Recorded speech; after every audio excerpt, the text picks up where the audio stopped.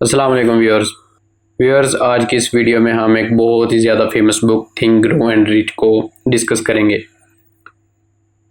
इसके ऑथर हैं Napoleon Hill. Napoleon Hill एक जर्नलिस्ट और राइटर थे जिनको फॉर्चुनेटली चांस मिल गया था अपने टाइम के सबसे अमीर इंसान एंड्रयू कार्नेगी का इंटरव्यू करने के लिए। इंटरव्यू में कार्नेगी ने नेपोलियन के सामने एक बहुत ही सीरियस ऑफर रखा।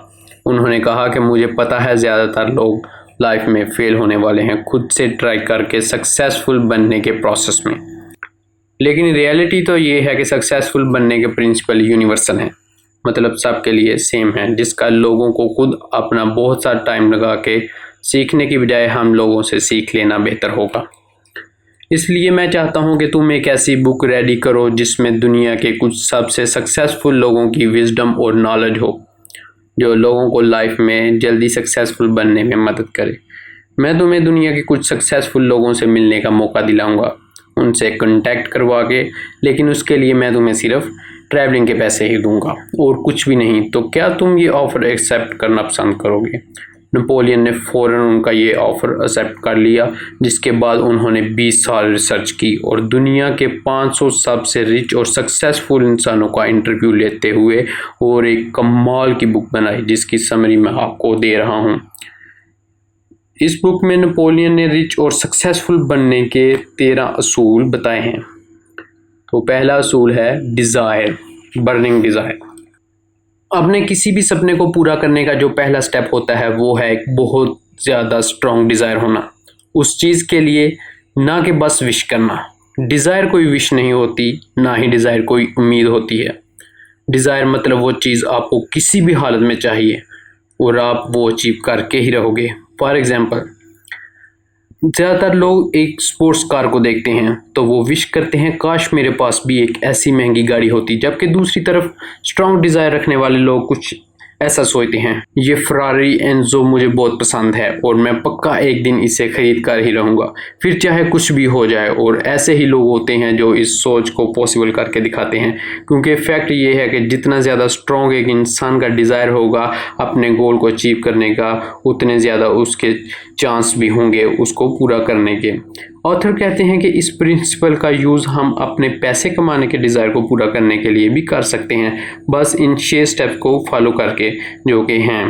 Step 1, fix the amount of money you want. Decide करो एग्जैक्ट कि आपको कितने पैसे कमाने हैं। ऐसा नहीं कि आप बस ये बोल रहे होंगे आपको बहुत पैसे कमाने हैं और कोई एग्जैक्ट अमाउंट नहीं है। जब तक आप ये इम्पोर्टेंट बात डिसाइड नहीं करोगे तब तक आप उस भटकती हुई शिप जैसे रहोगे जो समुंदर में निकल तो गई है बट उसे अपना डेस्टिनेशन ही नहीं पता, और जिसकी वजह से उसके डूबने के चांस भी बहुत ज़्यादा हैं। इसलिए ज़रूरी है कि आप एग्जैक्ट अमाउंट डिसाइड करो जो आपको लाइफ खुशी से जीने के लिए चाहिए ही चाहिए। सेकंड स्टेप है determine exactly what you intend to give in return for the money you desire. आप उस अमाउंट को कमाने के लिए आप क्या क्या सेक्रीफाइस करने के लिए तैयार हो, ये भी एक्जैक्टली डिसाइड करो। जैसा कि फॉर एग्जांपल डिसाइड करो कि मैं इतने पैसे कमाने के लिए अपना इतना टाइम देने के लिए तैयार हूँ, मैं दिन के इतने घंटे काम करने के लिए तैयार हूँ, इतनी नींद सेक्रीफाइस करने के लिए तैयार हूँ, वगैरह वगैरह। क्योंकि ये दुनिया का असूल भी है कि कुछ भी लेने के लिए आपको बदले में कुछ ना कुछ तो देना ही पड़ेगा। नेक्स्ट स्टेप है third, establish a definite date when you intend to possess the money you desire। एक तारीख मुंतखब कर लो कि मैं इस तारीख से पहले तक तो पक्का किसी भी तरह इतने पैसे तो कमा के ही रहूँगा जितने मैंने डिसाइड किए हैं, फिर चाहे कुछ भी हो जाए मैं उन्हें कमा कर ही रहूँगा। नेक्स्ट स्टेप है fourth, create a definite plan. अब एक प्लान बनाओ, जैसे भी बना सकते हो, और फिर फ़ौरन उस प्लान पे काम करना स्टार्ट कर दो। ज़रा भी इंतज़ार मत करो कि मैं और अच्छा प्लान बना के या फिर एक परफेक्ट प्लान बना के स्टार्ट करूँगा, क्योंकि परफेक्ट प्लान जैसी कोई चीज़ नहीं होती। इसीलिए बस फ़ौरन एक्शन लेना स्टार्ट कर दो। नेक्स्ट स्टेप है फिफ्थ, राइट डाउन एवरीथिंग। एक बुक में अच्छे से ये चारों पॉइंट्स के आंसर लिखो, और पक्का लिखो ही, क्योंकि ये आपको डायरेक्ट स्टार्ट देगा जो आपको आगे बढ़ने में बहुत हेल्प करेगा। नेक्स्ट है रीड इट डेली। सारी चीज़ें जो आपने लिखी होंगी उनको रोज़ दिन में एटलीस्ट 2 टाइम देखो और ज़ोर से पढ़ो, बार बार रिपीट करो, क्योंकि ऐसा करने से आपके सबकॉन्शियस माइंड तक बैठ जाएगी, जो बहुत ज़रूरी है to think and grow rich. जो सेकंड प्रिंसिपल है वो है faith. Believe that you will achieve it. Desire बहुत ज़रूरी है, लेकिन सिर्फ डिज़ायर से कुछ नहीं होगा जब तक आपको यकीन नहीं हो जाता कि आप अपने गोल को अचीव कर लोगे। बॉन्ड्स एडिसन का पार्टनर इसलिए बना कि उसके अंदर एक बर्निंग डिज़ायर थी, लेकिन साथ ही उसे यकीन भी था कि वो अपने गोल को अचीव कर लेगा।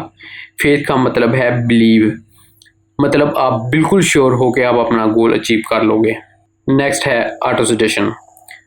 हमारे माइंड के 2 हिस्से हैं।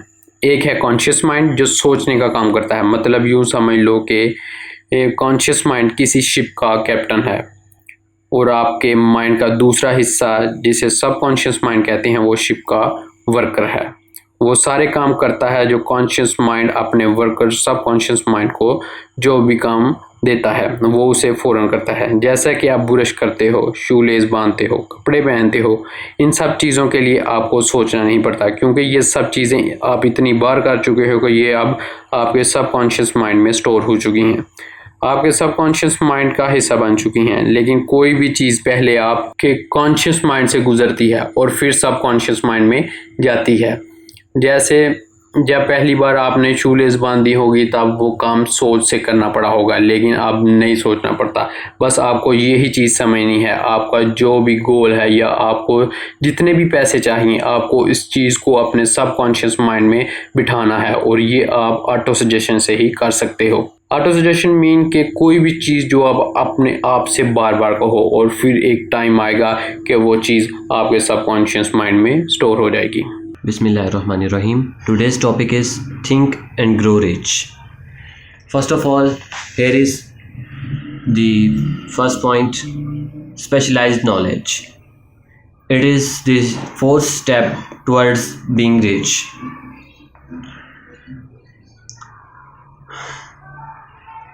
Now you have to first decide what type of specialized knowledge you want to acquire. Greatly or majorly, it is the main purpose of your life or the goal you want to achieve. It determines the knowledge which you need. It is the specialized knowledge you desire.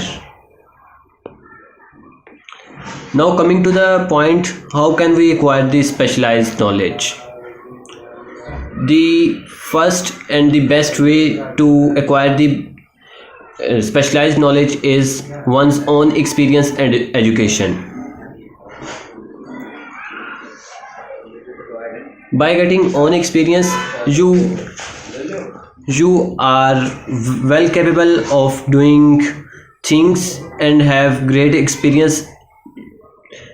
You have practical experience, while the other opportunity is you can get the specialized knowledge from colleges, universities, public libraries and special training courses. But the thing is that through these institutions you will get the theoretical knowledge. If you are determined to become a wealthy and business person, you should acquire specialized knowledge related to business and professional fields. Now coming to the next point, imagination. It is termed as the workshop of mind. What you can think, you can achieve it. The imagination is literally the workshop of man. The impulse, desire is given shape, form and action through the aid of imaginative faculty of mind. It has been said that man can create anything which he can imagine. तो इसमें बात ये हो रही है कि अगर इंसान कुछ सोच सकता है तो इसकी इम्पल्स जनरेट हो रही है उस पाथ पे। जब एक दफ़ा वो पाथ पे आपकी माइंड में जनरेट होना शुरू हो जाए तो नेक्स्ट स्टेप आपकी उस पर अमल दरामद है। नर्व इम्पल्स का जब पाथ पे जनरेट होना शुरू हो जाए तो आपके अमल दरामद होने में, प्रैक्टिकली उसको इम्पोज करने में राह हमवार हो जाती है। The great business leaders of business, industry, finance and the great artists, musicians, poets and writers become great because they developed great imagination. So the arts related fields and business models are basically, they are based on imagination. What better plan you can imagine, you can impose that plan, which would definitely lead you to the success. Now here is important that you should first take enough time and clear your vision, so that you could imagine better and pave out better ways to your destination.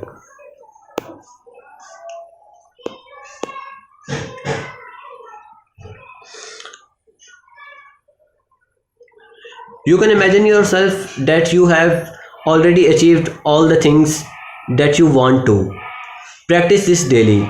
This will clear your imagination and give you the confidence to reach your destination.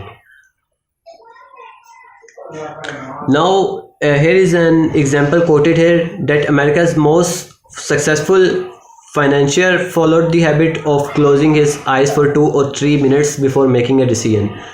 It shows that by closing your eyes, you can focus well on your imagination, and it will help you in paving out the way for your destination. Now, coming to the third point, organized planning. Form a definite practical plan or plans through which your desire is achieved. First, you should calculate the feasibility of your plan. Your plan should be practical, so that your destination would base on a practical plan, and it would have less hindrances in the path.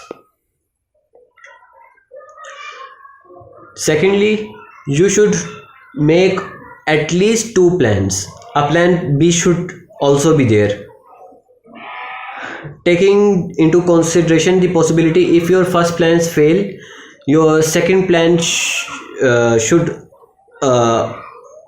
already be there, so that you can switch to the plan B. Also, you should have the guts and persistence, so that if this plan B fails, you can try it again and again.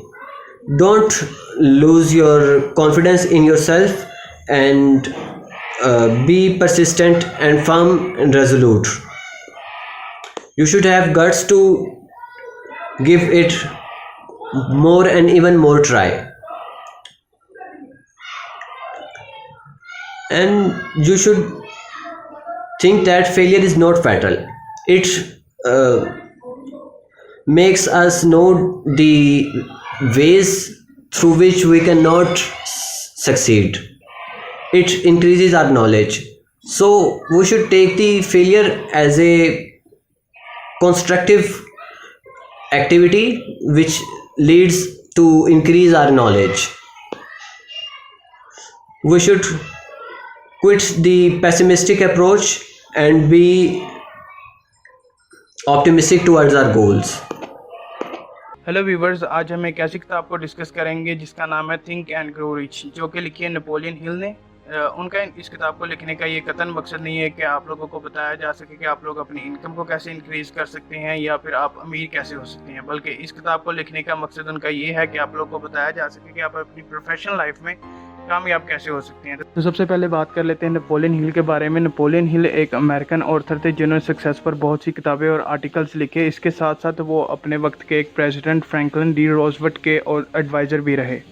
उनको एक target मिला कि उन्होंने किताब लिखनी है। उन्होंने इस किताब को लिखने के लिए 500 अमीर तरीन लोगों का इंटरव्यू किया, और इंटरव्यू करने के बाद उन्होंने पूरी किताब को 13 पॉइंट्स की सूरत में लिखा। उनमें से कुछ पॉइंट्स को हम आज डिस्कस करेंगे। पहला पॉइंट है डिसीजन।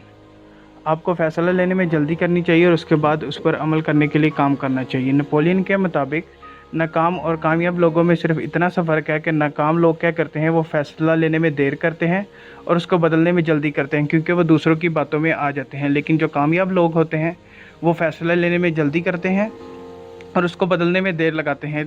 तब तक अपने फ़ैसले को नहीं बदलते जब तक कोई अशद ज़रूरत ना आन पड़े। दूसरा पॉइंट है परसिस्टेंस। परसिस्टेंस से मुराद है कि हम अपने गोल के लिए कितने डिटर्मिन्ड हैं। अक्सर ऐसा होता है कि जब कभी हमें नाकामी का सामना करना पड़ता है तो हम लोग पीछे की तरफ मुड़ जाते हैं, और नेपोलियन के मुताबिक यही सबसे बड़ी वजह है फेल होने की। तब सवाल ये पैदा होता है, हाउ टू डेवलप परसिस्टेंस। इसके लिए नेपोलियन ने हमें कुछ निकात दिए हैं, जिनमें से पहला पॉइंट ये है कि आपने सबसे पहले अपना मकसद सेट करना है और उसको पूरा करने के लिए दिलो जान से काम करना है। दूसरा पॉइंट ये है कि आप लोगों ने उसके लिए एक प्लान बनाना है, अपने मकसद को पूरा करने के लिए प्लान बनाना है और उसके ऊपर कंटिन्यूटी के साथ काम करते रहना है। तीसरा पॉइंट ये है कि आप लोगों ने ऐसे लोगों से दूर रहना है जो कि आपकी हौसला शिकनी करते हैं या फिर आपको नेगेटिव कमेंट्स पास करते हैं, बल्कि आपने ऐसे लोगों के साथ मिलना जुलना है या फिर ऐसे लोगों के साथ काम करना है जो कि आपके प्लान की और आपके मकसद की हौसला अफजाई करते हैं। अगला पॉइंट है power of mastermind. Power of mastermind से मुराद है ऐसे लोगों का ग्रुप जो किसी एक खास काम के लिए लगे हों और दिलो जान से उसको पूरा करने के लिए मेहनत कर रहे हों।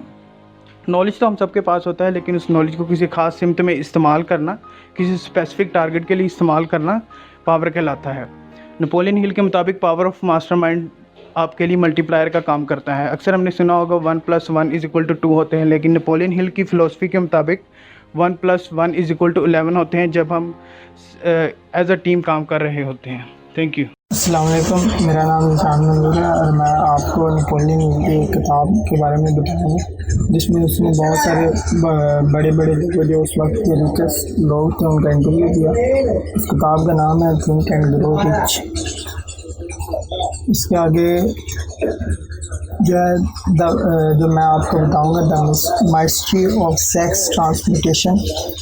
सबसे पहले ट्रांसमिटेशन का जो ये एक सिंपल लैंग्वेज का वर्ड है जिसका मतलब होता है changing the transferring of one element to another, यानी कि आप किसी भी चीज़ को किसी दूसरी किसी वॉइस को किसी फिज़िकल या सॉफ्ट कन्वर्ट करना, इसे हम ट्रांसमिटिंग कहते हैं। अब इसके आगे इसकी डेफिनेशन है, sex transmutation is simply and easily explained. इसको हम आसानी से एक्सप्लेन कर सकते हैं। It means the switching of mind from thoughts of physical expression to thoughts of some other nature, यानी कि हम जो अपने फिजिकल एक्सप्रेशन है, अपनी वॉइस है, उसको दूसरी किसी भी चीज़ की, यानी कि हम कोई चीज़ बना सकते हैं, लाइक जो हमारे थॉट्स हैं हम उनको कन्वर्ट करके पैन बना सकते हैं, डोर बना सकते हैं, इस तरह की चीज़ें। इसके बाद रहता है डिज़ायर ऑफ सेक्स एक्सप्रेशन, यानी कि आपके गोल्स क्या होते हैं सेक्स एक्सप्रेशन के बारे में। पहला है जो है वो है लव, फिर म्यूज़िक आ जाता है, फिर आ जाता है फ्रेंडशिप बिटवीन आइदर दो सेम सेक्स, यानी कि मर्द और मर्द के दरमियान, और those of the opposite sex, यानी कि मर्द और औरत के दरमियान। फिर इसके बाद आ जाता है subconscious mind. The subconscious mind works day and night, यानी कि सबकॉन्शियस माइंड का मतलब होता है लाशऊरी दिमाग। ये जो है हर वक्त काम करता रहता है। Thought a method of procedures known to man, यानी कि ये मेथड ऑफ प्रोसीजर को फॉलो करता है और इंसान के बारे में जानने की कोशिश। अननोन मैन, यानी कि the subconscious mind draws upon the force of infinite intelligence for the power will which its violently translating one desire into their physical equivalent, यानी कि वो इसमें कह रहा है कि जो सबकॉन्शियस माइंड होता है वो इनफाइनाइट इंटेलिजेंस को ड्रॉ करता है और उसके बाद एक ऐसी चीज़, एक ऐसा गोल बनाता है जिसको हम फिजिकली बना सकते हैं। इसके बाद आता है make your desire clear and to reduce them to writing as to the subconscious mind can, यानी कि वो कह रहा है कि हमारा जो है ना डिज़ायर बिल्कुल क्लियर होना चाहिए ताकि हम उसे लिखने की बजाय इजीली यानी कि उसको कर सकें, उसको प्रोसीड कर सकें। इसके बाद ये कहता है डू नॉट बी डिस्करेज, यानी कि आपको कभी भी मायूस नहीं होना। If you can do this upon the first attempt, अगर आपको काम कर रहे हैं और उसको आप फर्स्ट अटैम्प्ट नहीं कर सकते, लाइक आप जो बिजनेस स्टार्ट करते हैं वो आपका फर्स्ट अटैम्प्ट नहीं होता, तो remember that subconscious mind may be voluntarily directed only when you are faith of your leader. यानी कि वो कह रहा है कि आपका जो माइंड है वो ऑटोमेटिकली जब आपका डिज़ायर यानी कि आपके गोल पर आपका फेथ होता है कि आप कर सकते हैं, तो वो आपको एक ऐसे तरीके निकाल के ला कर देता है कि आप उसको हल कर सकें. Money conscious can be developed by filling your mind with positive emotions such as positive emissions. यानी कि वो कह रहा है मनी कॉन्शियस जो माइंड जो होता है ना वो डेवलप भी ऐसे किए जाते हैं कि उनमें आपको पॉजिटिवनेस शो होगी, आपको कभी भी उनमें नेगेटिवनेस नज़र नहीं आएगी. यानी कि desire, faith, love, sex, romance and hope. उसके बाद आ जाता है one does not become money conscious by filling one mind with negative emotions so world. यानी कि वो कह रहा है कि जो मनी कॉन्शियस माइंड में होते हैं उनमें नेगेटिव इमोशन होते हैं और वो अपने गोल को अचीव करने के बारे में नेगेटिव ख्यालात रखते हैं, लाइक फेयर, जेलसी, हेटेड, रिवेंज, ग्रीड, सुपरस्टिशन, उसके अलावा एंगर. उसके बाद आ जाता है द ब्रेन. ह्यूमन ब्रेन बहुत broadcasting and receiving station of the vibration of thoughts. यानी कि वो कह रहा है कि जो ह्यूमन ब्रेन है वो आप किसी दूसरे दिमाग से जो उसे कुछ समझाने की कोशिश कर रहा है उसको रिसीव भी कर सकता है और उसे दूसरे के सामने ब्रॉडकास्ट भी कर सकता है. Every human brain is capable for picking up vibrations of thoughts which are being relayed by the brain. यानी कि वो कह रहा है कि अगर कोई इंसान हमें समझाने की कुछ कोशिश कर रहा है तो हम उसकी बात को समझ सकते हैं और वो जो मेन पॉइंट, मेन गोल हमें बता रहा है उसे हम बहुत जल्दी कैपेबल कर सकते हैं. उसके बाद आ जाता है when you have determined your desire clearly. यानी कि जब आपका जो गोल है आपने एक पॉइंट को तरफ करना है उसको आप क्लियरली डिफाइन कर लेते हैं. And you have faith in your self. और आपको अपनी जो है अपनी सेल्फ पर यकीन होता है कि मैं ये कर सकता हूँ.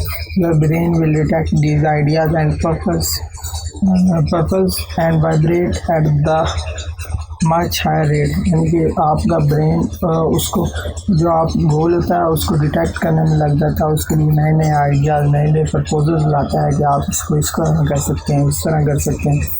This process will turn your desire into material things. और जो वो प्रोसेस हमने फॉलो किया होता है उसको वो हमारे गोल को एक मटेरियलिस्टिक चीज़ में करके हमारे सामने ले आता है. उसके बाद आ जाता है this successful principle sure that shows the statement all of us are controlled by force which are unseen and intangible. वो कह रहा है कि जो हमें जो है फोर्सेस, बाहर की फोर्सेस जो है वो हमें कंट्रोल कर रही हैं, अनसीन है और इंटेंजिबल है. The sixth sense.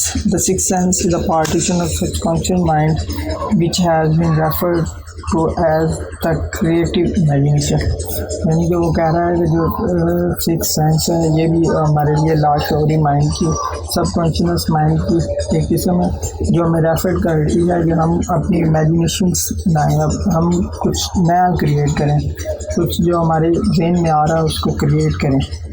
It has also been referred to as the receiving set. और ये हमें एज रिसीविंग सेट भी हमें रेफर्ड करता है through which ideas can and thought flash into your mind. यानी कि ये हमारे दिमाग को इस चीज़ से फोकस करता है कि हमारे दिमाग में आइडियाज़ आएँ, प्लान्स आएँ कि हम एक गोल है उसको अचीव कैसे कर सकते हैं. Thought flash into your mind, thoughts आएंगे. Six sense come only by meditation thoughts. यानी कि जो सिक्स सेंस है वो आपको गौर व फिक्र करती है आपके थॉट्स पर, माइंड डेवलपमेंट पर. It probably is a medium of contact between the finite mind of man and infinite intelligence. यानी कि ये बता रही है ये हमारे माइंड जो है वो एक फाइनाइट नंबर तक देख सकता है, लेकिन ये जो सिक्स सेंस है ये हमें उससे आगे तक ले जाने की कोशिश करती है, यानी इनफाइनाइट इंटेलिजेंस तक, लामहदूद तक। It is believed to be the point at which the mind of man contacts the universal mind. वो कहना है कि हमें बिलीव रखना चाहिए कि ये हमें बिलीव दिलाता है कि हम दूसरों से अलग नहीं हैं, हम यूनिवर्स के साथ चल सकते हैं। The sixth sense is a mixture of both the mental and the spiritual. यानी कि जो सिक्स सेंस है वो मिक्सचर है मेंटल हमारी ज़हनी और स्पिरिचुअल रूहानी तरीक़ों से। Avoid the six basic fears. The fear जो इसके फेयर्स हैं वो ये है, the fear of poverty, criticism, ill health, loss of love of someone, old age, death. Have a burning desire in your life like Henry Ford. यानी कि जैसे Henry Ford गाड़ियों का एक गाड़ी कंपनी है, कार्स कंपनी है, वो कह रहा है कि उसकी तरह आपका डिज़ायर होना चाहिए। वो कहता है कि Ford said I will belt the earth with dependable motor cars and he did. यानी कि उसने कहा है कि मैं पूरी ज़मीन है जो उसको गाड़ियों से भर दूँगा, गाड़ियों की कतारें लगा दूँगा उसमें, एंड ही डिड, और उसने किया।